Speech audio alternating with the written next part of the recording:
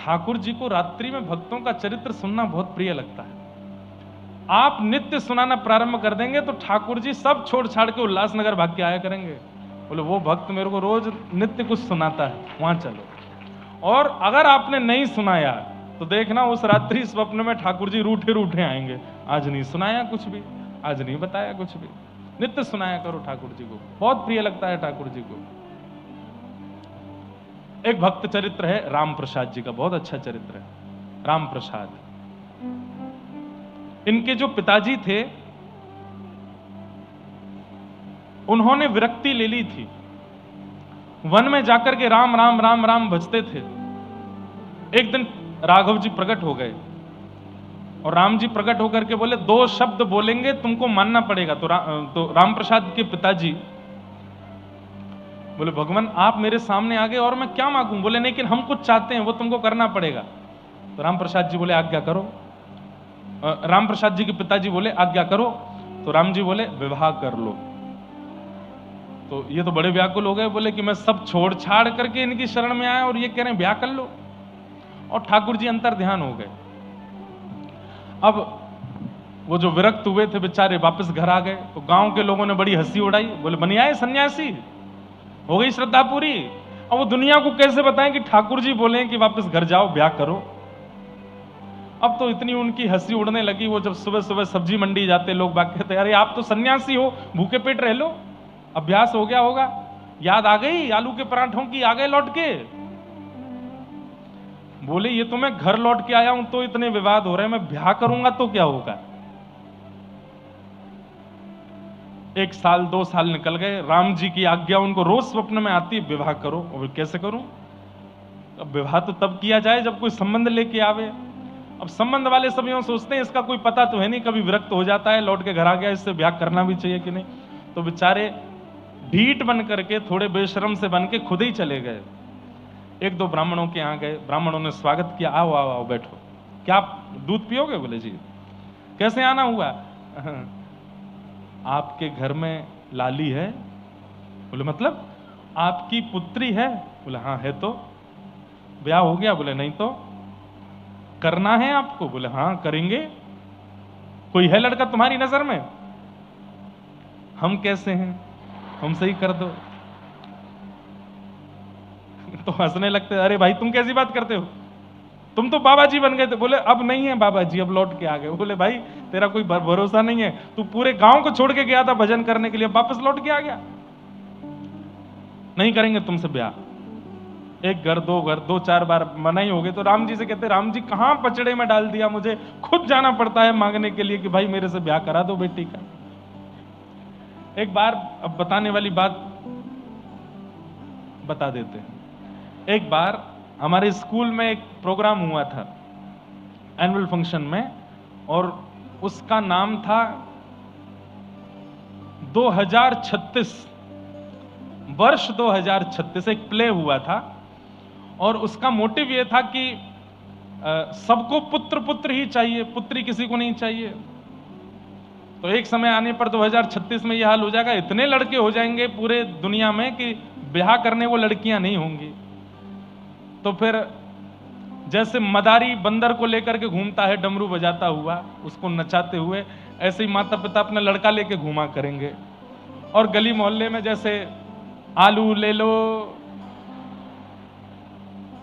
करेला ले लो, टमाटर ले लो, ऐसे वो सब्जी वाले भैया चलते हैं। तो उसका ऐसा प्ले बनाया था कि 2036 में माता पिता अपने बेटाओं को लेके घुमा करेंगे, और कहीं कहीं तो लड़ाई हो जाया करेगी, इसका अच्छा नहीं, मेरा वाला बहुत अच्छा है, ये इससे ब्याह करा दो, क्योंकि लड़कियों की संख्या इतनी कम हो जाएगी।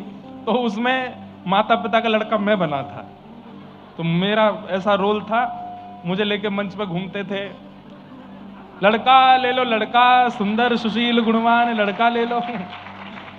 तो याद आया आज। फिर उसके बाद लड़की वाले आते थे, फिर उनकी लड़की आती थी निकल के, बोले क्या आता है तुम्हारे लड़के को? सब आता है इसको, आप जो कहोगे सब आता है, करके दिखा। तो फिर मैं कभी पोंछा बर्तन करके दिखा दूं। बोले नाचना आता है कि नहीं? वो नाचना भी आता है, नाच के दिखा दिया। उसके बाद में रिजेक्ट कर देते थे, फिर दूसरे लड़के वाले आ गए तो दूसरे लड़के वालों से हम लड़ते थे, अरे हमारा वाला ज्यादा बढ़िया। जैसे सब्जी वाले कभी कभी हमारे टमाटर ज्यादा बढ़िया हैं, ये देसी हैं, ये इतने स्वाद हैं, ये ऐसे हैं, इसके सड़े हैं। तो ऐसा एक प्ले हुआ था। तो आज इनका चरित्र में भी वही लग रहा है। बेचारे इनके, चलो मेरे साथ तो जो प्ले हुआ था उसमें माता पिता थे, इनके तो कोई भी नहीं थे। ये खुद ही जा रहे थे और रोज रात में आके रोते, हे राम जी कहां मुझे डाल दिया, मुझसे कहते हो विवाह कर लो, मैं खुद जाना पड़ता है मुझे अपने संबंधों के लिए। तो राम जी एक दिन स्वप्न में आए, बोले कल तुम जहां जाओगे वहां तुम्हारा विवाह हो जाएगा। और अगले दिन एक घर में गए और वही जाके बोले आपकी बेटी है, बोले हाँ हमसे ब्याह कर दो। तो पहले तो वहां पर भी थोड़ी बात उटपटांग हुई, लेकिन बाद में फिर उनका ब्याह हो गया। ब्याह होने के बाद जो इनकी संतान हुई उनका नाम इन्होंने रखा राम प्रसाद, क्योंकि राम जी की कृपा से हुई। जयपुर में रहते थे, गोविंद देव जी का मंदिर बगल में था। तो राम प्रसाद जो बालक था वो रोज गोविंद देव जी के मंदिर छोटी अवस्था में जाता और गुसाइयों के बालकों के साथ, वहां जो पुजारी जी थे उनके बालकों से खेलता था। तो तब मंदिर में इतने दर्शनार्थी तो आते नहीं थे, बाहर का प्रांगण जो दर्शन का है वहीं पर राम प्रसाद और सेवायत गुसाई जी के दो बालक, राम प्रसाद की उम्र के थे, उनके साथ वो खेलता था। खेलते खेलते कभी कभी नजर पड़ती गोविंद देव जी पर, तो गोविंद देव जी को देख करके बोलता तुम क्यों खड़े रहते हो, तुम भी आ जाओ खेलो हमारे साथ। ऐसे गोविंद देव जी को बुलाते। तो वो जो गुसाई जी के दो बालक थे वो कहते ये नहीं आएंगे। बोले क्यों? अरे हम कब कितनी बार इनको बुला चुके, ये आते नहीं, भीतर ही खड़े रहते हैं, चंदन फोटा इत्र लगा करके पूरे दिन ऐसे ही खड़े रहते हैं। तो राम प्रसाद जी को ऐसा लगता था ये लाडला बालक है, जैसे लाडले बालक होते हैं ना, उनकी माताएं तैयार करके घर में ही रखती हैं, बाहर नहीं जाने देती। ऐसे ही राम प्रसाद जी बोले लाडला बालक है। तो राम प्रसाद जी कभी कभी चिढ़ा चिढ़ा के खिलाते थे, देखो हमको तो गोटी खेलने में इतना आनंद आता है, हम तो ऐसे खेलते हैं, हम तो, तुम बैठे रहो भीतर ही। एक दिन वो गुसाई जी के जो दो बालक थे वो अपने नानी के घर चले गए और राम प्रसाद जी अपनी गोटी लेकर के आए और मंदिर में आके थोड़ी देर प्रतीक्षा करते रहे। जब गुसाई जी के बालक नहीं आए बहुत देर तक, तो उनसे ही बोले गोविंद देव जी से, आप ही आ जाओ, आज तो वो दोनों भी नहीं आए खेलने, मेरा मन ही नहीं लग रहा है, अकेले कैसे खेलूं गोटी, आप आ जाओ ना मेरे साथ। अरे एक बार खेल के तो देखो, आपको नहीं अच्छा लगे कल से मत आना, एक बार आओ तो सही बाहर, देखो ऐसे खेलते हैं, ऐसे खेलते। अब थोड़ी देर खेलने के बाद फिर राम प्रसाद जी ने क्या किया, अब गोटी में कोई नियम होता है कि ये गोटियां हैं, इसको ऐसे मारना है। तो मार करके राम प्रसाद जी बोले अच्छा ठीक है तुम मत आओ खेलने, लेकिन मैं तुम्हें बोलता हूं वो वाली गोटी अगर तुमने मार के दिखा दी तो मैं अपनी सारी गोटियां तुमको दे जाऊंगा। अब जैसे ही ठाकुर जी को रोज इतना कहते, इतने शुद्ध पवित्र हृदय से छोटा सा बालक बुलाता है। एक पुजारी जी बैठे बैठे वहां सोते रहते थे और एक दरबान बाहर बैठा रहता था। ठाकुर जी ने दोनों के साथ में लीला करी। दरबान को तो बहुत तेज भूख लगी तो वो भागा भोजन करने, और जो पुजारी जी बैठे थे उनका पेट खराब हो गया तो वो चले गए शौचालय के लिए। यहाँ पुजारी जी गए, वहां दरबान गया, सब चले गए, अकेला राम प्रसाद खेल रहा था और ठाकुर जी से कह रहा आओ आओ ये मार के दिखाओ। इतने में ठाकुर जी बंसी तो रखी नीचे और अपना फेंटा कस के बोले ए राम प्रसाद आता हूं मैं, और गोविंद देव जी कूद के सामने आ गए। अब तो वो राम प्रसाद उनको देखे, ठाकुर जी बोले जल्दी दे जल्दी दे जल्दी गोटी दे। गोटी उसकी ले ली और लेकर के ठाकुर जी ऐसे पकड़े, एक आंख बंद करके मारे और जो जो गोटी वो बताए सब ठाकुर जी उड़ाते जाओ, इधर से उधर इधर से उधर। और राम प्रसाद के तुम इतना अच्छा खेलते हो फिर खेलने क्यों नहीं आते हमारे साथ, इतना बढ़िया तो खेलते हो। ठाकुर जी बोले बात मत बना, जल्दी कर, समय नहीं है मेरे पास। और दोनों खेलते रहे। इतने में ही दरबान लौट के आने लगा, यहाँ पुजारी जी भी स्नान ध्यान करके वापस आने लगे। तो ठाकुर जी ने क्या किया, जल्दी से अपनी पीताम्बरी में सारी गोटियां समेट करके वो भर के गए और भीतर जाके फेंटा में बांध के खड़े हो गए। अब दूर वहां पे वो राम प्रसाद खड़ा है, अरे खुद तो गयो, मेरी गोटी और ले गो भीतर, मेरी गोटी चाहिए मेरी गोटी चाहिए। अब तो रोवे सो रोवे। पुजारी जी आए, हे राम प्रसाद क्यों रोता है, मेरी गोटी ले गया मेरी गोटी ले गया, इसके पास मेरी गोटी रखी है। बाहर से दरबान आ गया, इसको तो मैं बताता हूं, रोज आ जाता है यहाँ पे ऊधम मचाता है, क्यों रो रहा है, मैं नहीं आऊंगा कल से, मेरी गोटी लेके गया भीतर, इससे मेरी गोटी मांगो। पुजारी जी आदि बोले भग जाए यहां से, नहीं तो तेरे को बताएंगे अभी। बोले मैं चला जाऊंगा, पहले मेरी गोटी दिलवाओ इनसे। पुजारी जी बोले इन पे कहाँ है गोटी? कोई गोटी नहीं है। अरे इनकी गोटी वो फेंट है ना जहां पे बंसी रखते हैं, वहां देखो किनारे से बढ़ रही है, वो फेंटा खोल के देखो, उसमें गोटी रखी है मेरी। पुजारी जी बोले तेरे कहने से फेंटा खोलूंगा मैं? राम प्रसाद बोले मैं जीवन में नहीं आऊंगा यहां खेलने, पर मेरी गोटी दे दो। ये तो बहुत बड़ा चोर है, वैसे खेलने नहीं आता था, आज मेरी गोटी लेके भाग गया। जब बहुत रोए तो पुजारी जी बोले ले अभी खोल के दिखाता हूं। जैसे ही फेंटा खोला, फेंटा खोलती सारी गोटियां नीचे। अब तो पुजारी जी देखें और गोविंद देव जी को देखे, जय जय, सच में गोटी खेल के आए। राम प्रसाद जी तो रो रहे, मेरी गोटी दे दो, मैं नहीं आऊंगा कल से खेलने। पुजारी जी के नेत्र सजल हो गए और जाके बोले ये सच में आए थे? बोले हाँ। कैसे आए थे? बोले आप कहीं चले गए थे और उसके बाद मैं इनको रोज बुलाता था, आ जाओ आ जाओ, पर मैं नहीं बुलाऊंगा, ये तो बहुत बड़ा चोर है। और इसने अपनी बंसी ऐसे रखे और जोर से छलांग मारी ऊपर से नीचे, और यहां ये गोटी उड़ा, ऐसे गोटियां उड़ा उड़ा के गया, और आपके आने से पहले मेरी सबरी गोटी लेके भाग गया। पुजारी जी ने राम प्रसाद जी को हृदय से लगाया, बोले तुम रोज आया करो, रोज आया करो, और जब तुम आओगे हम चले जाया करेंगे, तुम इनके साथ खेला करो। बोले नहीं, इनके संग नहीं खेलूंगा मैं, ये चोर हैं, गोटी लेके भागते। बोले नहीं, लेके जाएंगे, तुम आया करो। राम प्रसाद जी रोज जाते, और रोज जैसे ही राम प्रसाद आते जानबूझ करके पुजारी जी चले जाते, और ठाकुर जी उनके साथ गोटी खेलते थे। अब ऐसा भक्त चरित्र ठाकुर जी को सुनाओगे, कैसी बढ़िया नींद आएगी ठाकुर जी को, क्या बढ़िया चकाचक सोएंगे, रात भर ठाकुर जी राम प्रसाद के भाव में ही रहेंगे। और फिर अगले दिन आपकी प्रतीक्षा करेंगे, भोग कैसा लगाया छोड़ो, श्रृंगार कैसा किया छोड़ो, रात की प्रतीक्षा करेंगे कि आज किसका चरित्र सुनाएगा, आज किसका भाव सुनाएगा। तो या तो भक्तमाल जी से भक्त चरित्र पढ़ के सुनाओ, और नहीं सुना सकते तो कथाओं में जो वक्ता जन सुंदर सुंदर चरित्र ठाकुर जी के सुनाते हैं उनको याद कर लिया करो, और ठाकुर जी को सुलाते सुलाते, चरण दबाते दबाते सुनाया करो। ये उन लोगों के लिए नियम है जो नित्य तिलक लगाते हैं, नित्य कंठी पहनते हैं और नित्य एकादशी रखते हैं। जो ये 3 नियम नहीं करते वो अभी इसमें मत आना। वो पहले तिलक लगाना प्रारंभ करो, पहले एकादशी करना प्रारंभ करो, पहले कंठी पहनना प्रारंभ करो, पहले उस नियम में तो आओ जिससे देह का कल्याण हो, फिर उसके बाद भगवत रिझाने की आपको अनुमति मिलेगी। ठाकुर जी को रिझाओ।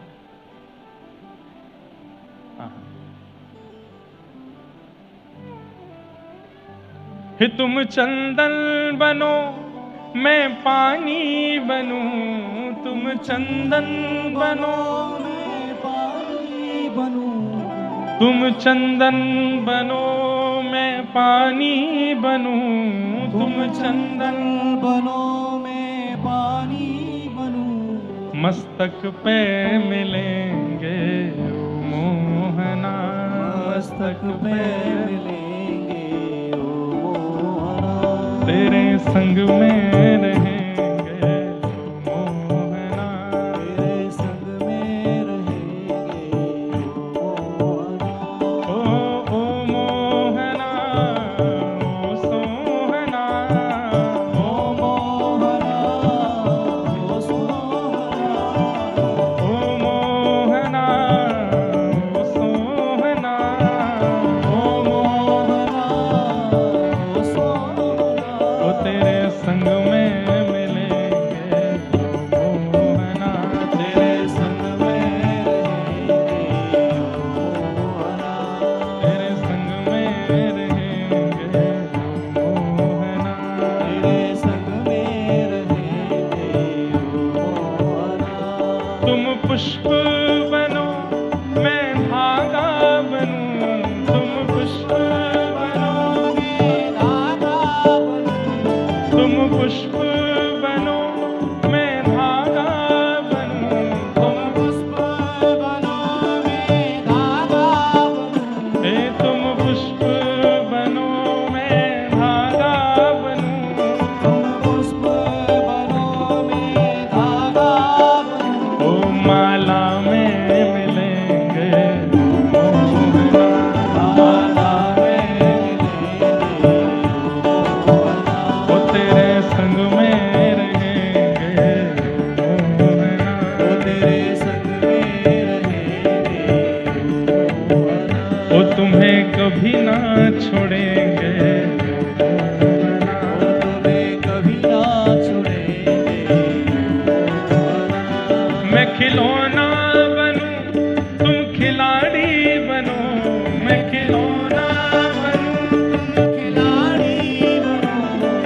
खिलौना बनूं तुम खिलाड़ी बनो, मैं खिलौना बनूं तुम खिलाड़ी बनो, मैं खिलौना बनूं तुम खिलाड़ी बनो, मैं खिलौना बनूं तुम खिलाड़ी बनो, मैं खिलौना बनूं तुम खिलाड़ी बनो, मैं खिलौना बनूं तुम खिलाड़ी बनो, खेलों में मिलेंगे ओ मोहना, खेलों में ओ तेरे संग में रहेंगे ओ मोहना। प्रेम बना रहे ठाकुर जी से।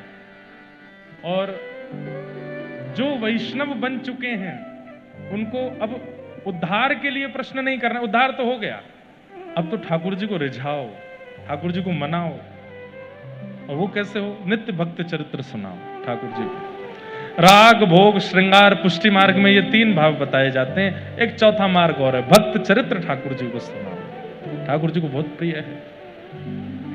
तो श्री परीक्षित जी महाराज ने सुखदेव जी से प्रश्न किया। सुखदेव जी ने कहा कि तुम तो पहले ही मुक्त हो, तुम तो ये पूछो कि 7 दिन में भगवत दर्शन कैसे हो। मुक्ति की याचना मत करो, भक्ति की याचना करो। तब परीक्षित जी ने कहा, नाथ मुझे बताइए कि मुझे भगवत दर्शन कैसे होगा, भक्ति कैसे मिलेगी। तब श्री सुखदेव जी महाराज ने कथा सुनाना प्रारंभ किया। सबसे पहले ब्रह्मा जी को भगवान ने चतुश्लोकी भागवत प्रदान करके सृष्टि का निर्माण करने की आज्ञा दी। ब्रह्मा जी ने सृष्टि का निर्माण, अब हम जल्दी जल्दी कथा को आगे लेके चलते हैं। ठाकुर जी का मधुर जन्मोत्सव आज कथा में होना है। प्रेम और भाव से सब बैठे रहना। व्यवस्थाएं तो बहुत लग रही हैं हमको, क्या क्या होने वाला है पता नहीं, बाकी तो सब अनुभव करेंगे। अब ठाकुर जी जैसा उत्सव मनवाएंगे, आप सब लोग प्रेम और भाव से मनाइएगा। तो सृष्टि का प्रसंग सुनाते हुए कर्दम ऋषि और कर्दम ऋषि का विवाह देवहूति जी के साथ में हुआ। कर्दम ऋषि ने भगवान की तपस्या की थी और तपस्या में भगवान से मांगा था, तथा सचाहम परिवोडुकाम शमानशीलाम गृह में दधेनु। तपस्या करके क्या मांगा कि हे नाथ, भगवत परायण एक पत्नी मेरे जीवन में आ जाए, ऐसी कृपा मेरे ऊपर कर दो। गौ के समान सीधी सादी हो और जितना मैं आपसे प्रेम करता हूं मुझसे अधिक आपसे प्रेम करने वाली एक भगवत परायण पत्नी मेरे जीवन में आ जाए, ऐसी कृपा मुझ पर करो। भगवान ने कहा, तुमने इसी बात के लिए तपस्या की थी? बोले हाँ। तो ठाकुर जी इतने प्रसन्न हो गए, इतने प्रसन्न हो गए। ठाकुर जी ने कहा, ठीक है, स्वयंभू मनु की पुत्री देवहूति के साथ आपका विवाह होगा। एक वरदान आपने मांगा, हमने पूर्ण कर दिया। अब एक वरदान हम अपनी तरफ से दे रहे हैं। बोले क्या? आपके घर संतान बनकर के मैं ही आऊंगा, मैं ही आपके यहां पुत्र बनकर के आऊंगा। ठाकुर जी इतने प्रसन्न हो गए कर्दम ऋषि से। क्यों? अब यहां प्रश्न उठता है, ठाकुर जी ने इतनी बड़ी बात क्यों कह दी कि पुत्र बन के मैं ही आऊंगा? क्योंकि जीवन में पत्नी नहीं मांगी, जीवन साथी नहीं मांगा, भगवत भक्त परायण पत्नी मांगी, भक्त मांगा। ठाकुर जी से भक्त की याचना करो तो ठाकुर जी इतने प्रसन्न होते हैं, भक्त तो देते ही हैं, स्वयं भी आ जाते हैं। तो पुत्र की याचना मत करो, पुत्री की याचना मत करो, पत्नी पति की याचना मत करो, भक्त की याचना करो। पत्नी मिले, भले ही सुंदर ना हो, भले ही कुछ जाने ना ताने पर आपकी भजन करने वाली हो। पति मिले, भले ही बहुत धनवान ना हो लेकिन आपका भजन करने वाला हो। पुत्र मिले, पुत्री मिले, भले ही कैसे भी हो लेकिन आपके भजन करने वाले हों। ऐसी कामना से यदि किसी भी संबंध को मांगेंगे तो ठाकुर जी फिर स्वयं आएंगे। कर्दम ऋषि के प्रसंग में यह बात स्पष्ट हो गई। ठाकुर जी ने कह दिया कि आपके यहां संतान बनकर के मैं ही आऊंगा। देवहूति माता के साथ में आपका विवाह हुआ और 9 पुत्रियों ने जन्म लिया। बीच में और भी कई कथा हैं। 9 पुत्रियों ने जन्म लिया और 9 पुत्रियों के पश्चात भगवान कपिल के रूप में आपके यहां पर प्रकट हुए। बोलो कपिल भगवान की। कपिल भगवान का प्रादुर्भाव हुआ। भगवान कपिल ने देवहूति माता को ज्ञान उपदेश किया। देवहूति माता ने अनेक प्रश्न किए, उन अनेक प्रश्नों के उत्तर कपिल भगवान ने यहां पर दिए। इस प्रकार कपिल देवहूति संवाद हुआ। तत्पश्चात आकुति और प्रसूति, देवहूति की दो बहन और हैं, उनके प्रसंग सुनाए गए। और देवहूति, आकुति, प्रसूति के एक भाई हैं उत्तानपाद। उत्तानपाद राजा की कथा सुनाई गई। उत्तानपाद राजा की दो पत्नी हैं, सुनीति और सुरुचि। मैं जल्दी जल्दी क्रम कर रहा हूं। सुनीति और सुरुचि। सुनीति के एक पुत्र हुए जिनका नाम हुआ ध्रुव, और सुरुचि के पुत्र हुए उत्तम। यहां पर इतना सुंदर भाव बताते हैं कि उत्तानपाद हम सब ही हैं, और हम सबकी दो पत्नी हैं, मन और बुद्धि। मन से जिस बालक का जन्म होता है, मन से जिस बालक का जन्म होता है उसका नाम है उत्तम, और बुद्धि से जिस बालक का जन्म होता है उसका नाम है ध्रुव। बहुत ध्यान से सुनिएगा। कई बार बंधुओं, मन आपको वो वस्तु प्रदान करता है जो उत्तम होती है पर ध्रुव नहीं होती। अब खाने में क्या चाहिए, किसी से अगर पूछो भोजन में क्या चाहिए, अगर वो व्यक्ति मन से बताएगा तो अनुचित वस्तु ही बताएगा।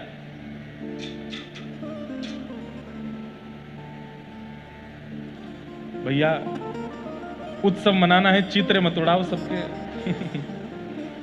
पता चली नंदोत्सव में ले आदमी ही उड़ा दिया। बधाई हो। थोड़ी गर्मी सह लेंगे, मत चलाओ, एक आध पंखा नहीं चले तो कोई दिक्कत नहीं। क्या बता रहा था मैं, क्या बता रहा था मैं? हाँ, उत्तम। बहुत ध्यान से सुनना, बहुत समझने योग्य बात है। मैं प्रसंग सूक्ष्म करूंगा, पर उनमें जो समझने योग्य, एक साधक के लिए जो बात जरूरी है वो कहूंगा। तो बुद्धि से जिस बालक का जन्म होता है, जिस विचार का जन्म होता है उसका नाम है ध्रुव, और मन से जिस विचार का जन्म होता है उसका नाम है उत्तम। अगर आप व्यक्ति से पूछेंगे क्या खाना है, तो वो व्यक्ति अगर मन से बताएगा तो मन से ऐसी वस्तु ही बताएगा जो उत्तम होगी, ध्रुव नहीं होगी। ध्रुव मतलब जो आपके लिए उपयोगी है। अकाट्य सत्य को ध्रुव कहते हैं।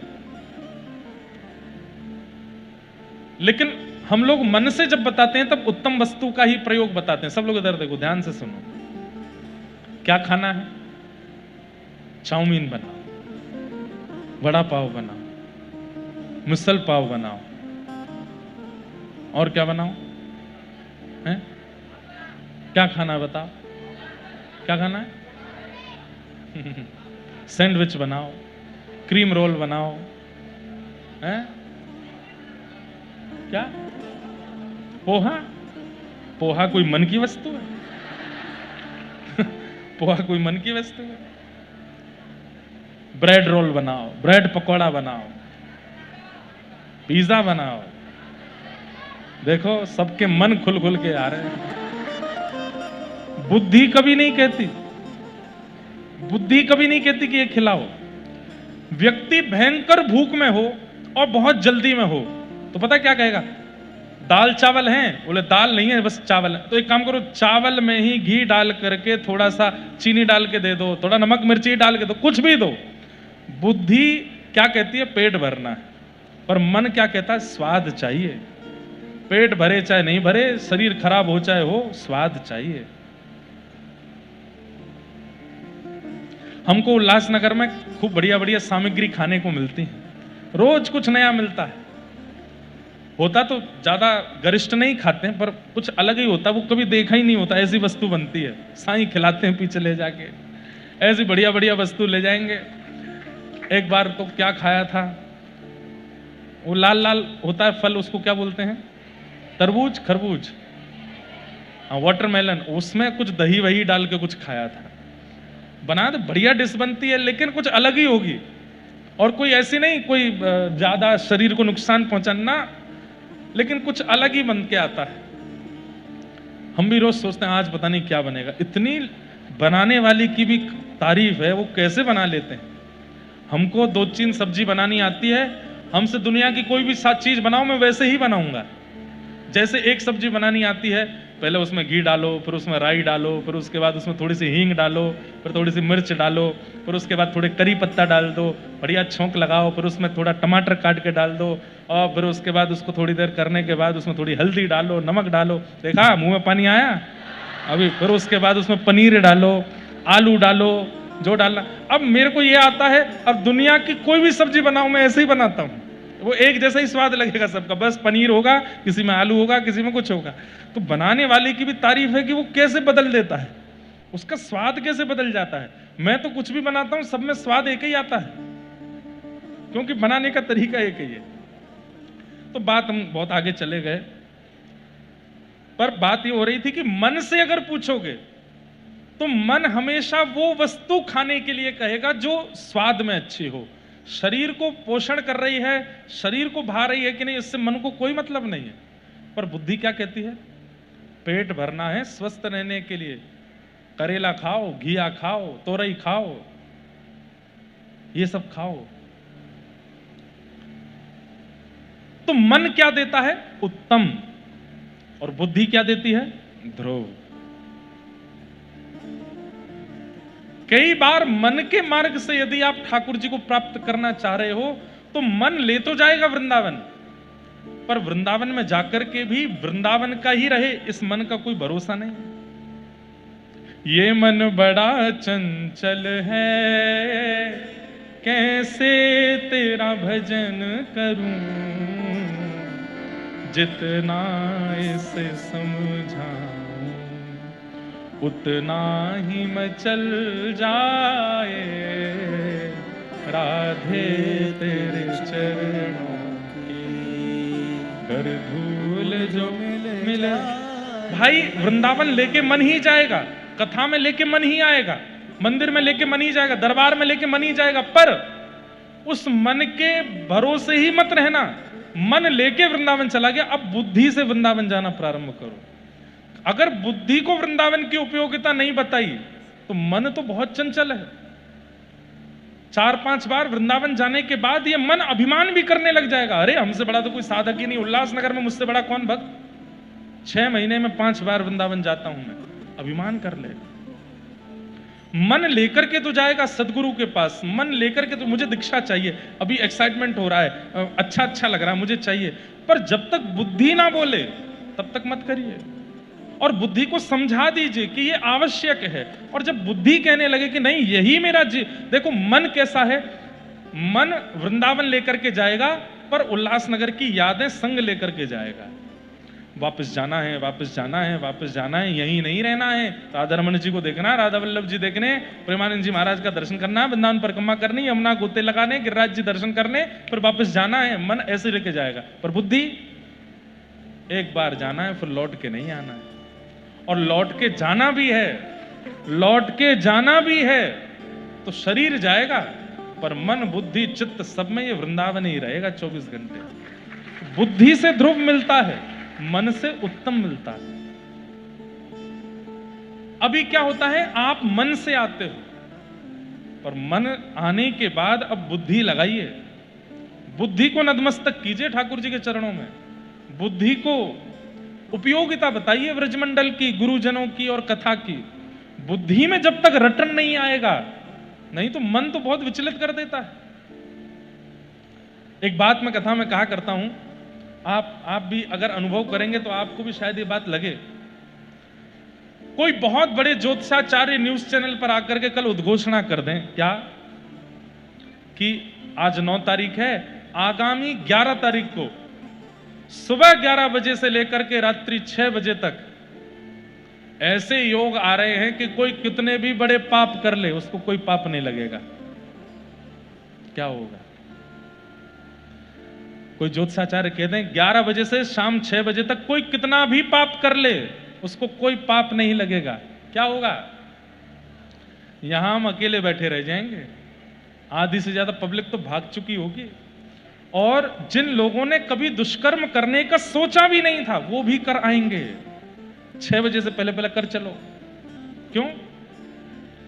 चिंतन में चलता रहता है दुष्कर्म, लेकिन हमको पाप पता है, पाप है, पाप है, पाप है, मना किया है, शास्त्रों में मना है, आचार्य मना करते हैं, ग्रंथ मना करते हैं, इसलिए नहीं करना है। पर मन तो चाहता है कि कर ले, पर नहीं, मना किया है, गुरुजनों ने मना किया, आचार्यों ने मना किया, नहीं करना है।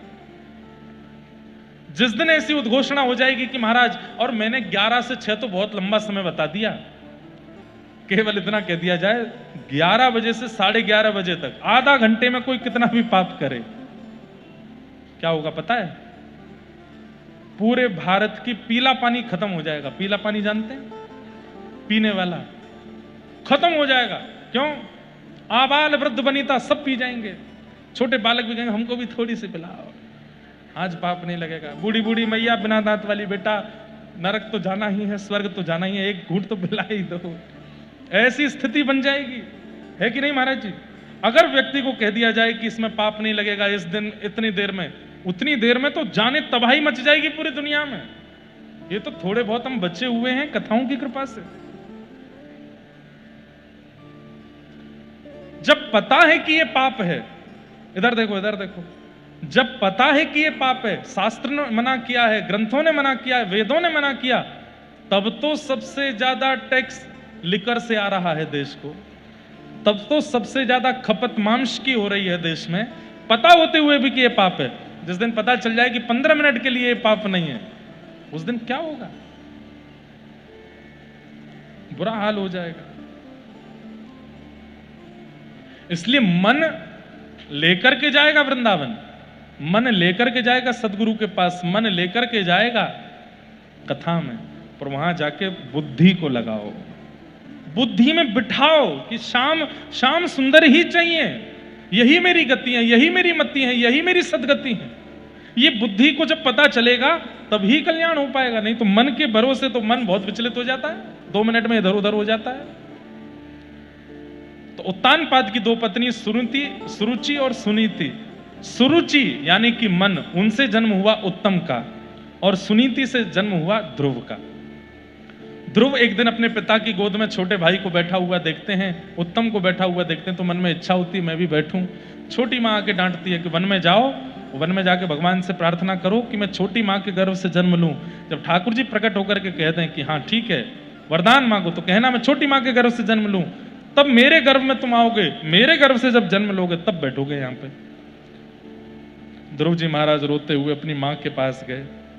माँ ने कहा बेटा रो नहीं, व्यक्ति क्या बोलता है उसमें अपनी उपयोग की बात कितनी है केवल उतना सुनना है। हंस बनो, हंस का स्वरूप क्या है? पानी और दूध मिलाकर के हंस के सामने रख दिया जाए, हंस दूध पी जाता है, पानी छोड़ देता है। श्रोता के 4 लक्षण बताए गए हैं, जिसमें चातक, हंस, मीन और सुख। चातक, हंस, मीन और सुख, ये 4 लक्षण बताए। उसमें हंस वाला लक्षण क्या है कि सामने वाला चाहे जो बोले, आप केवल वो सुनो जो आपके लिए उपयोगी है। मां ने कहा, छोटी मां ने कहा कि वन में जाके भगवान का भजन करो, भगवान प्रकट हो जाए तो उनसे कहना कि छोटी मां के गर्भ में मेरा जन्म हो जाए। अब इसमें तेरे लिए उपयोगी क्या है ध्रुव? कि वन में जाके भजन करो, भगवान प्रकट हो जाएं, उसके बाद क्या बोलना है उसका चिंतन मत करो। ठाकुर जी को देख करके जो मन में आए वो बोल देना, वन में जाओ। और श्री ध्रुव जी महाराज अपनी मां की बात मान के वन में गए। नारद जी महाराज मार्ग में मिले, उन्होंने 12 अक्षर मंत्र प्रदान किया।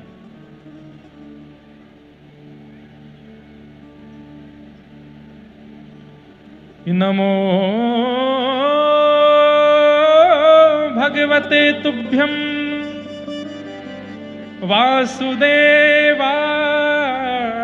वासुदेवाय धीमहि प्रद्युम्नाय निरुद्धाय नमः संकर्षणाय च। इसी से प्रकट हुआ 12 अक्षर मंत्र ओम नमो भगवते वासुदेवाय। ये मंत्र प्रकट हुआ, नारद जी ने ध्रुव जी को प्रदान किया। ध्रुव जी ने जाके 5 महीना भजन किया। और 5 महीना कैसे भजन किया, कल या परसों के सत्र में मैं बता रहा था। तिरात्रांते कपित्थ बदरासन। पहले महीना केवल 3 रात्रि बाद भोजन करते और उसमें भी कपित्थ फल खाते। दूसरे महीना 6 दिन कुछ नहीं खाते, केवल जल पी के भजन करते। तीसरे महीना केवल वायु पी के भजन करते। चौथे महीना 12 दिन में एक बार श्वास लेके भजन करते, और 5वें दिन तो श्वास लेना ही बंद कर दिया। 5वें महीने में जब श्वास को रोका, देवताओं ने जाके भगवान से प्रार्थना की और भगवान उनके सामने प्रकट हो गए।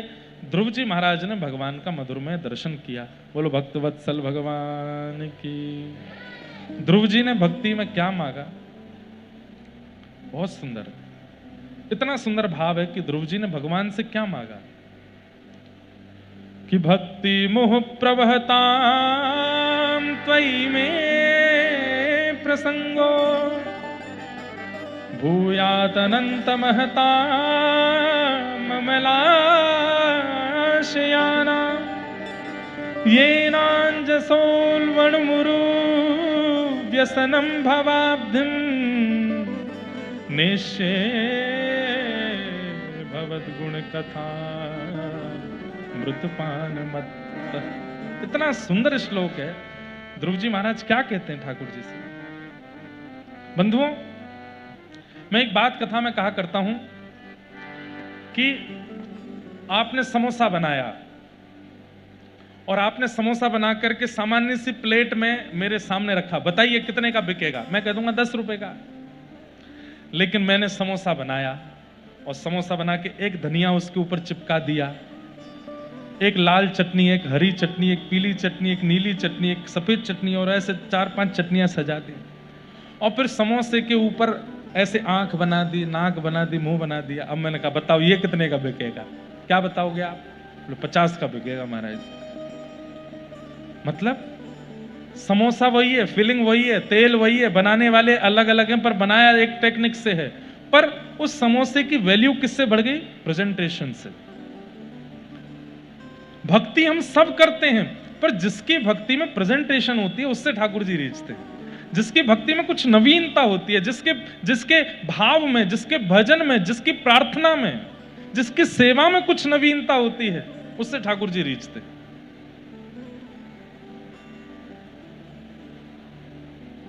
कुछ नया करो। इसलिए हम हर कथा में कुछ नया ही बोलते हैं, पुराना बोलता ही नहीं। पुराना बोलूंगा तो कभी मन नहीं लगता ना कथा में, तो पुरानी कथा चलती है। जब मन लगता है कथा में, कुछ नया नया ही आता रहता है। और यही लगता है कि ये नवनीत चोर हैं, इनको नया नया प्रिय लगता है। कुछ नए नए भाव उद्घटित करके सुनाते रहो। रोज कुछ ना कुछ पढ़ के आऊंगा, रोज कुछ ना कुछ सुन के आऊंगा, ताकि कुछ नया ठाकुर जी को परोसा जा सके, क्योंकि इनको नया प्रिय लगता है, नया अच्छा लगता है।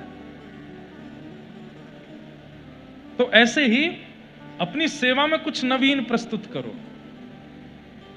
ध्रुव जी महाराज ने सामान्य स्तुति नहीं गाई है ठाकुर जी की।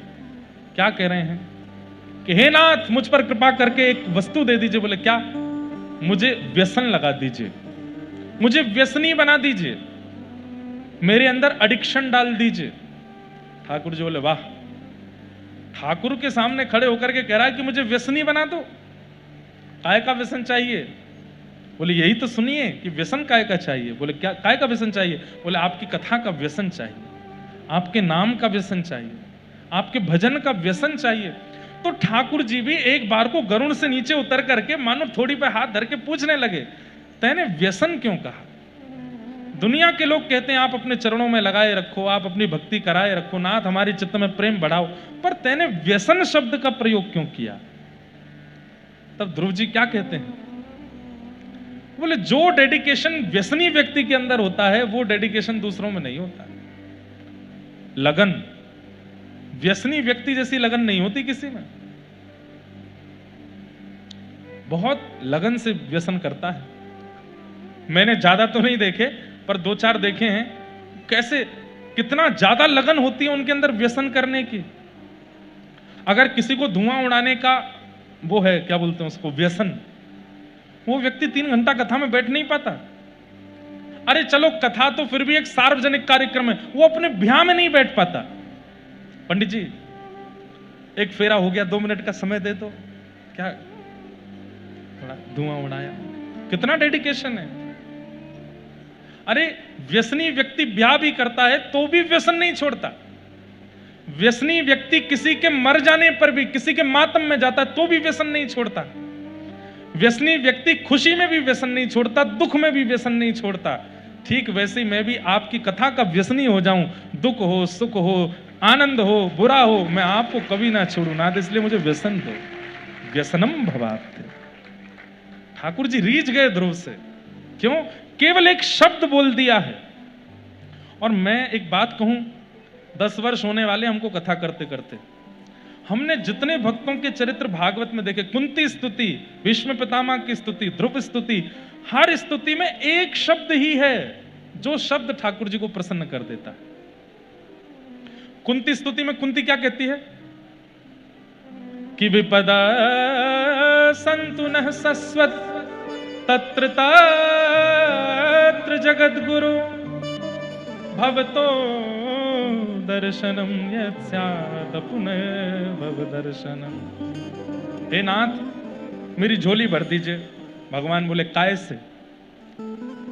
सुख से, समृद्धि से, रत्नों से, वैभव से। काय से भरूं तेरी झोली? बोले दुखों से। वे एक शब्द बोला है केवल, और ठाकुर जी सोच में पड़ गए। बोले ये क्या मांग रही है? और बहुत अलग विषय हो जाएगा। वहां भीष्म पितामह की स्तुति प्रारंभ होती है। क्या कहते हैं? इतिमति रूपकल्पिता वितृष्णा भगवत सात्वत पुंगवे विभूम्ने स्वसुखमुपगते क्वचित विहर्तुम प्रकृति मगन किलयस्य। क्या क्या है आगे? प्रकृति मुपेयुषि यद भव प्रवाह त्रिभुवन कमनम तमाल वर्णम रविकर गौरवरांबरम दधाने बपुरल ककुला वृताननाब्जम विजय सखे रतिरस्तु मेन वद्या।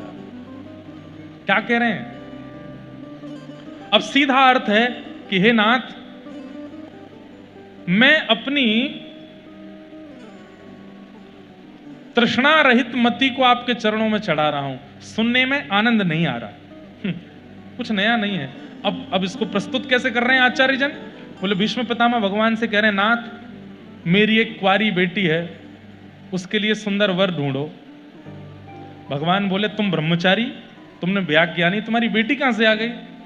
तब भीष्म पितामह कहते हैं बिना ब्याह के ही एक मति रूपी बेटी आपने सबको दे रखी है।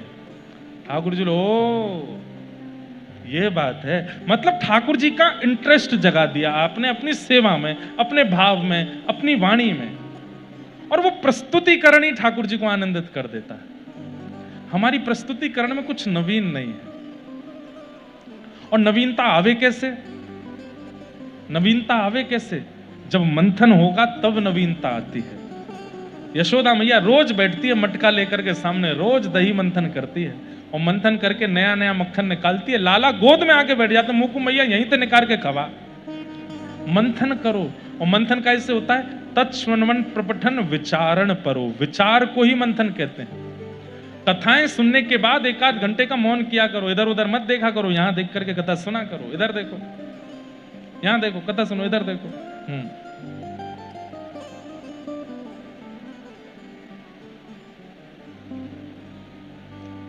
ध्रुव जी ने भगवान की स्तुति गाई। हमारा मन जरा भी इधर उधर होता है, तुरंत प्रवाह खत्म हो जाता है। इसलिए हम कभी कभी आंख बंद करके कथा करते हैं। अपने आप को ही कथा सुना। आपको क्या लगता है हम आपको कथा सुनाने आते हैं? ना, हम खुद को कथा सुनाते हैं। हम भी तो श्रोता हैं अपनी ही कथा के। और अपनी कथा थोड़ी है, भागवत की कथा है, इसके श्रोता हम खुद भी हैं। कई बार हम खुद को ही कथा सुनाते हैं। खुद भी तो सीखना है, आपको सिखाना है, अच्छी बात है। हम कोई बहुत बड़े वो थोड़ी है कि हमको सब आता है, हमको भी तो सीखना है। तो कई बार यहां बैठने के बाद हम अपनी कथा खुद को भी सुनाते हैं। तो इस प्रकार ध्रुव जी का चरित्र आया। ध्रुव जी के वंश में राजा अंग हुए, इनके बेटा बैन हुए, बैन को ऋषियों ने मार डाला। इनके पुत्र प्रथु हुए, जो कि भगवान के अवतार हुए। भगवान से 10,000 कान मांगे। ऋषभदेव भगवान के 100 पुत्र हुए। बड़े पुत्र का नाम भरत, वही भरत तीसरे जन्म में जड़ भरत बने। रहुगण राजा को उन्होंने ज्ञान उपदेश किया। भूगोल खगोल का वर्णन, नरकों का वर्णन करते हुए अजामिल उपाख्यान सुनाया गया। तत्पश्चात वृत्रासुर की कथा सुनाई गई, और वृत्रासुर के प्रसंग के बाद प्रहलाद चरित्र, जहां खंभ भेदन करके अपने भक्त की रक्षा के लिए भगवान नृसिंह बन करके आ गए। बोलो नृसिंह भगवान की। अब प्रहलाद जी की भक्ति में नवीनता देखो। भगवान प्रकट हो गए खंभ से, और किसी के मनाने से ठाकुर जी का क्रोध शांत नहीं हुआ। तब ब्रह्मा जी ने प्रहलाद जी से जाके कहा, तुम्हारे लिए आए हैं, तुम ही मनाओ। तब प्रहलाद जी जाकर के भगवान की सुंदर स्तुति गाते हैं, और भगवान से जाके क्या कहते हैं कि हे नाथ, कि ब्रह्मादय सुरगुणा मुनयोत सिद्धा सत्वैकतान कवयो वचसां प्रवाहे नाराधितुं पुरगुणैरधुनापि पिप्रू किं तोष्टुमर्हति समे हरिरुग्रजाते।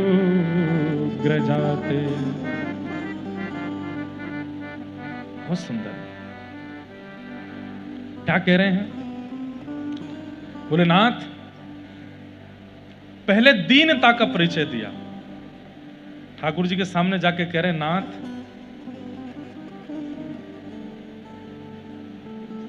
मैं योग्य नहीं हूं।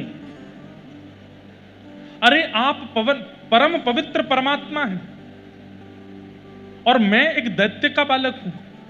मैं एक दैत्य कुल में उत्पन्न बालक हूं। मेरा स्पर्श का भी अधिकार नहीं, मैं आपको छू भी नहीं सकता हूं। ब्रह्मादि देवता आपकी स्तुति गाते हैं, उनकी लच्छेदार वाणी है, मेरी तो भी तोतली वाणी है। मैं तो 4 साल का बालक हूं, मुझे तो बोलना भी नहीं आता। 4 साल का बालक कैसे बोलता है? तुतला के बोलता है ना। तो प्रहलाद जी वही बात कह रहे हैं कि ब्रह्मादि इंद्रादि देवता आपकी स्तुति गाते हैं, ऐसी लच्छेदार वाणी है उनकी कि वे जब बोलते हैं तो ऐसा लगता है नाद ब्रह्म और साक्षात सरस्वती नृत्य कर रही है उनकी वाणी पर मैं तो एक सामान्य सा बालक हूं। एक तो उम्र में छोटा, अभी जीभ से अच्छे से बोलना भी नहीं आता, ऊपर से मैं एक दैत्य बालक हूं। मैं तो आपके स्पर्श का भी अधिकारी नहीं हूं। लेकिन आप मन में सोचेंगे, जब इतनी दीनता मेरे सामने प्रकट कर रहा है प्रहलाद, जब जानता है कि तू मेरे स्पर्श का अधिकारी नहीं, तू दैत्य का बालक है, तू ऐसा है, तू वैसा है, तो फिर मेरे को पुकार क्यों रहा था? किस विश्वास से मुझे पुकार रहा था? तब अगली स्तुति में कहते हैं, भक्त्या तुतोष भगवान गजयूत पारी। भगवान के सामने क्या बोलना है बंधुओं, ये सोचा करो। कभी अगर मिल गए तो क्या बोलोगे? अब प्रहलाद जी ने बोला कि मैं तो एक दैत्य बालक हूं, मुझसे तो बोलना भी नहीं आता, मेरी तो वाणी तोतली है, ब्रह्मादि देवता जैसी लच्छेदार वाणी मेरे पास नहीं है। तो ठाकुर जी क्या बोले? घगिया क्यों रहे हो हमारे सामने? घगियाना समझते हो? घगियाना समझते हो?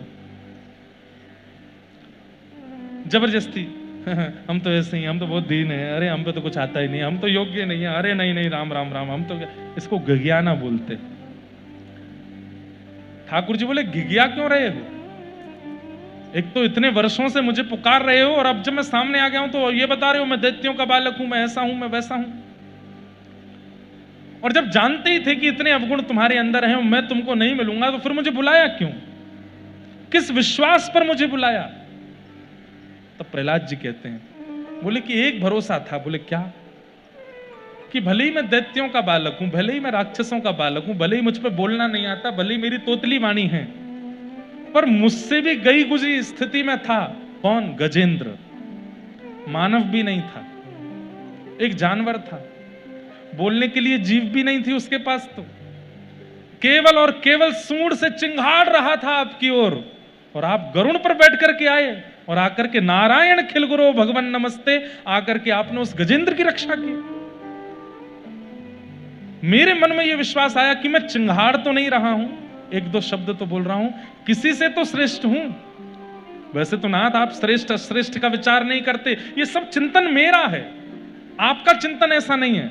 आप तो उस गजेंद्र पर भी कृपा करने गए जो बोलना नहीं जानता, मैं तो फिर भी बोल रहा हूं।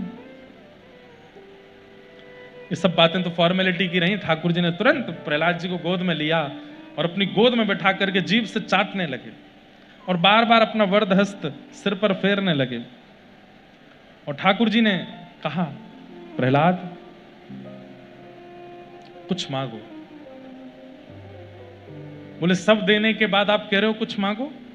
भगवान बोले हमने तो कुछ दिया ही नहीं। बोले सब कुछ तो दे दिया। बोले क्या दिया?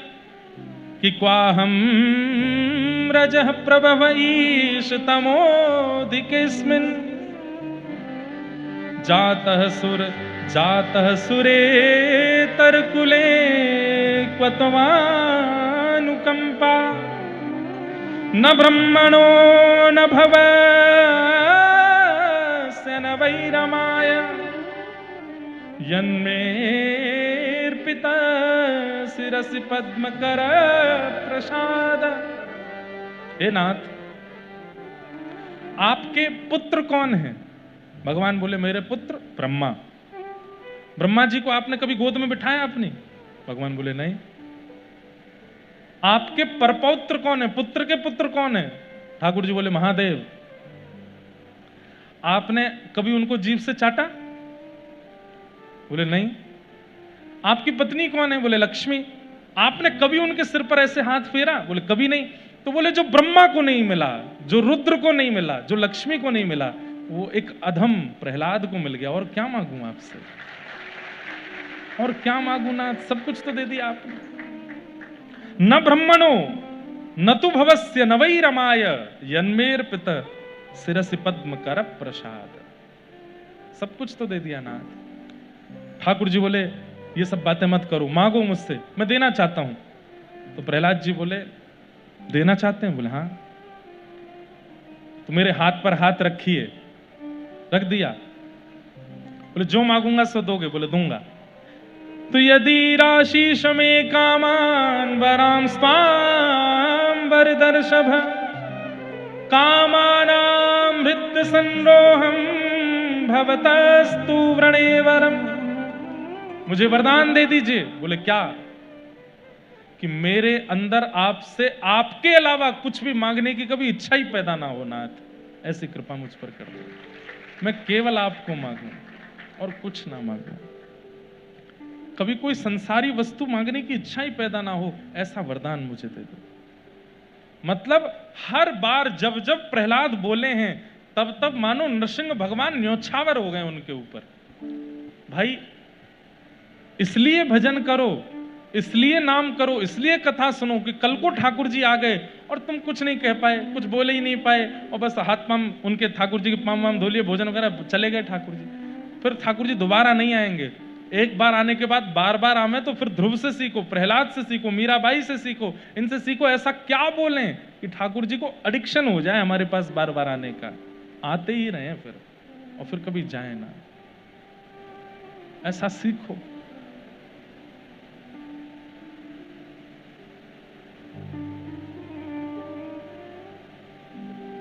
कितने अद्भुत अद्भुत प्रसंग हैं बंधुओं।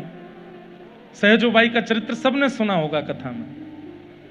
सहजोबाई के गुरु आ रहे हैं घर पर पधरामनी करने के लिए पहली बार, और उसी समय ठाकुर जी मन बनाते मैं भी जाऊंगा, देखता हूं सहजो पहले किसका स्वागत करेगी।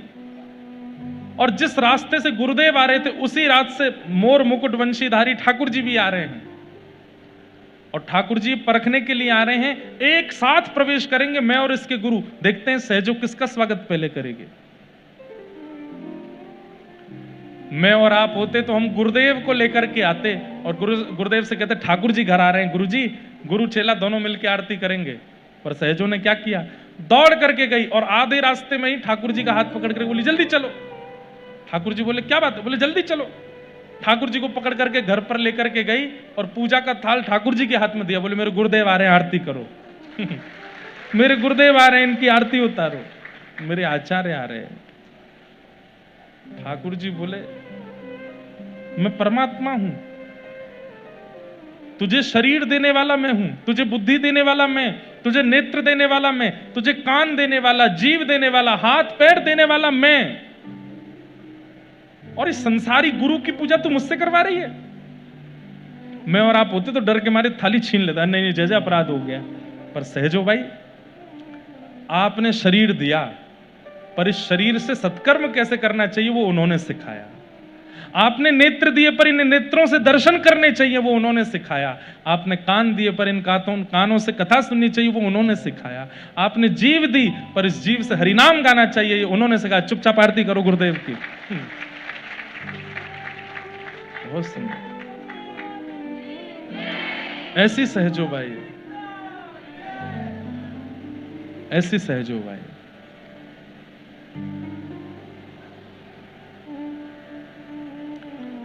गुरु ना बिसारूं मैं राम तज डारू। सहजोबाई गाती है, गुरु को नहीं छोड़ूंगा क्योंकि उन्होंने ही मेरा जीवन उद्धार किया। तो आपकी प्रस्तुतिकरण में नवीनता होनी चाहिए। प्रहलाद जी पर कृपा करके नृसिंह भगवान चले गए। काला आगे देवासुर संग्राम और बलि बामन की कथा आई। तत्पश्चात गजेंद्र मोक्ष की कथा सुनाई गई। फिर गंगा जी के अवतरण की कथा, इक्ष्वाकु राजा का वंश, समस्त सूर्य वंश की कथाएं सुनाई गई। इसी वंश में प्रभु श्री राम हुए। राम जी को हम बारंबार प्रणाम करते हैं। गुरुवर थे त्यक्त राज्यो विचरत अनुवनम पद्म पद्याम प्रियाया पाणिस्पर्शा क्षमाभ्याम व्रजत पतरुजो यो हरिन्द्रानुजाभ्याम वै रूप्या शूर्पणख्या प्रिय विरहर्ष रोपित ब्रू विजंभ तस्ताब्धिर्वद्ध सेतु खलदवदहन कौशलेन्द्रो वतान्नः। राजा रामचंद्र भगवान की जय। 9:45 हो रहे हैं अभी। मेरे को सोच के कितनी अंदर से घबराहट सी हो रही। कई लोग यहाँ बैठे हैं, उनको 12 घंटे हो जाएंगे 1 घंटे बाद बैठे बैठे, और कथा हुई है 2.5 घंटे की, लेकिन वो बैठे कब से हैं? 12 घंटे से। ऐसों को ही ठाकुर जी मिलते हैं भैया, जो इतने उत्सुक होकर के, इतने तत्पर होकर के, ठाकुर जी के लिए इतने व्याकुल होकर के कथा में आते हैं। हम और आप तो केवल भीड़ बढ़ाने आए हैं, मिलेंगे उन्हीं को ही जो इतने उत्सुक। कल से मत आ जाना 6 बजे ही आके बैठ जाओ, सुनकर के नहीं, उत्सुकता हृदय से होनी चाहिए। प्रभु श्री राम के चरित्र को प्रणाम करते हुए चंद्रवंश का चरित्र सुना है। इसी चंद्रवंश में भगवान कृष्ण प्रकट हुए। 10वां स्कंद प्रारंभ हुआ। उससे पूर्व 2 श्लोकों में संपूर्ण कृष्ण कथा सुना करके श्री सुखदेव जी मौन हो गए। परीक्षित ने चरणों में प्रणाम करते हुए कहा, भगवान मुझे कृष्ण लीला आप संक्षिप्त में मत सुनाओ, कृष्ण लीला तो मुझे विस्तार से सुनिए। कथितो वंश विस्तारो भवता सोम सूर्ययो राज्ञां चोभय वंशानां चरितम परमाद्भुतम। कृपा करके आप अद्भुत भगवान का चरित्र विस्तार से सुनाओ। और तब श्री परीक्षित जी महाराज प्रसन्न होकर के सुखदेव जी महाराज कृष्ण लीला सुनाते हैं। भगवान ने पृथ्वी पर बड़े भार को देखते हुए आकाशवाणी करते हुए कहा, वसुदेव गृहे साक्षात भगवान पुरुष परः जनिष्यते तत्प्रियार्थम सभवन्तु सुरस्त्रियः। सबको कह दिया कि वसुदेव के यहाँ मैं ही बाल कृष्ण बनकर के आ रहा हूं, आप सब लोग अपना अपना स्थान ग्रहण कर लो। सब देवता ब्रजमंडल में आकर के स्थापित हो गए। यहाँ पर देवक राजा की बेटी देवकी, यानी कि कंस के चाचा हैं देवक, उनकी बेटी देवकी का विवाह कंस ने सूरसेन राजा के पुत्र वसुदेव जी के साथ में किया। अपनी चचेरी बहन को विदा करने के लिए कंस जा रहा था। मगरमच्छ के आंसू बहा रहा था। मथुरा के लोग वाहवाही कर रहे थे, हमारा राजा कैसा हो, कंस जैसा हो। क्यों? इतने सब कुछ होने के बाद भी अपनी बहन को स्वयं विदा करने जा रहे हैं। यह दृश्य देख करके देवताओं ने कहा कि बहकावे में आ रहे हैं लोग, कहीं ऐसा ना हो इसी को भगवान मानने लग जाएं। आकाशवाणी करके बता दिया, अरे कंस, जिस बहन को तुम विदा करने जा रहे हो इसी का 8वां गर्भ तुम्हें मारेगा। ये खबर पड़ते ही कि इन्हीं का 8वां गर्भ मुझे मारेगा, तलवार लेकर के तुरंत अपनी बहन के सर को धड़ से अलग करने लगे। वसुदेव जी ने चरण पकड़ के आश्वासन दिया, जितनी संतान होगी हम सब आपको दे देंगे, कृपा कर इनको मत मारो। 6 बालकों को कंस ने मार दिया।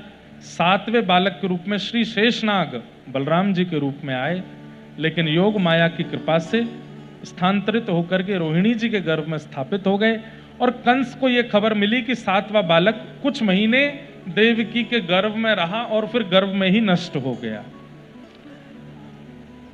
8वां बालक आ रहा है। सैनिक बढ़ा दिए, ताले लगा दिए, हथकड़ी बेड़ियां डबल डबल कर दी कि कहीं भागने ना पावे दोनों, इनके गर्भ से मेरा शत्रु जन्म लेगा।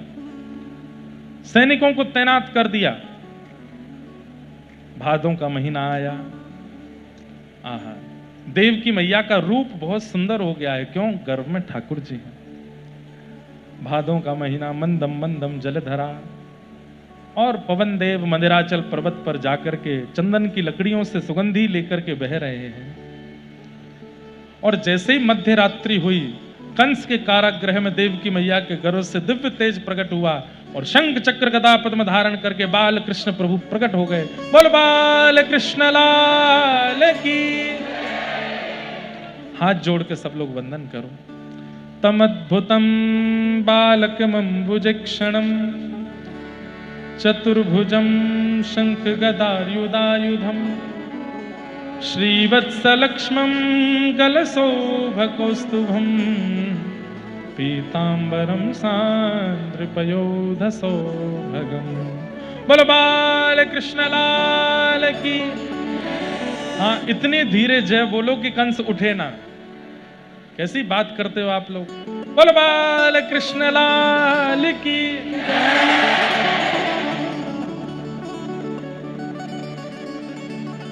कितने चालू हो आप लोग। पूरी हमारी ऊर्जा 4 घंटा बोल बोल के निकल जाती है, एक शब्द नहीं निकालते अपने मुख से। अरे जय जयकार तो पूरे उत्साह में। अब अगर कोई ढीला पड़ा बोलने में, नाचने में, उत्सव मनाने में, उसको अपने बगल वाले की सौगंध है। और सुनो, अब ये बगल वाली सौगंध बहुत हो गई, उसको अपने बाल और दांतों की सौगंध है। चलो जो नहीं गाएगा, जो नहीं बोलेगा, जो नहीं करताल बजाएगा,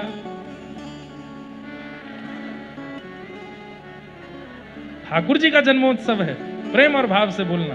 बोलो नंद के लाला की। बहुत बढ़िया।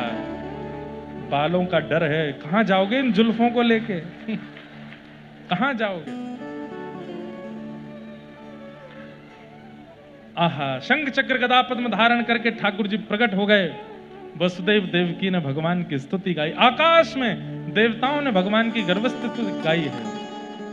सत्यव्रतम सत्य परम त्रिसत्यम सत्यश्च योनिम निहितम च सत्ये सत्यस्य सत्यमृत सत्य नेत्रम सत्यात्मकम त्वां शरणम प्रपन्ना। ठाकुर जी ने आज्ञा देकर के कहा कि हमको आप ब्रजमंडल छोड़ के आ जाइए। और वाह, बोलो गौ माता की।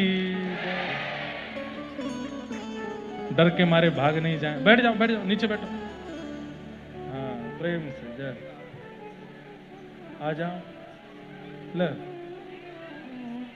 रहने दो उनको, खुलेआम घूमने दो, जैसे घूमे, जहां जाए जान दो, घूमने दो, बस नीचे नहीं गिरे, इसका ध्यान रखना। वसुदेव जी महाराज लाला को लेकर के गोकुल की ओर जा रहे हैं और गोकुल में जाके यशोदा मैया के बगल में लाला सुवाई दिए। लाली को वापस ला करके कंस को दे दिया।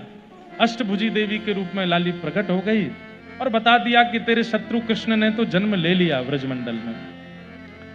यहां पर ब्रजवासीन को लगवे लगी कि अब के लाला होएगो नंदरानी के।